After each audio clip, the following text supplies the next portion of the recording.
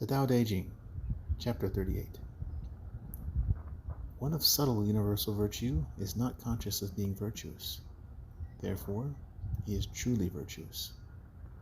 One of partial virtue attempts to live up to an external standard of virtue. Therefore, he is not truly virtuous. One of whole virtue does not need to do anything in order to be virtuous, because virtue is the very essence of one's true nature. But one of partial virtue believes that something must be done in order to prove that he is virtuous. Thus, partial virtue becomes prevalent when people fail to follow their own true nature. Benevolence becomes prevalent when people fail to be naturally kind. Etiquette becomes prevalent when people fail to be righteous and considerate.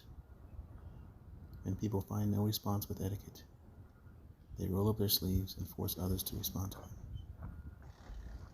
When people stray from the subtle way of the universal nature, they can no longer perceive their own true nature. Thus, they emphasize relative virtue. When natural virtue is lost, society depends on the doctrine of humanism. When humanity becomes corrupted, social and religious teachings appear and become powerful forces. When social and religious teachings become corrupted, what is left behind is the empty shell of superficial ceremonies and artificial etiquette. When etiquette is emphasized, it is because people lack the simple qualities of fairness and kindness. This is the starting point of people of confusion. All of these man-made partial virtues are merely superficial flowers, a false nature. When people begin to move away from their own true nature, it is the beginning of hypocrisy.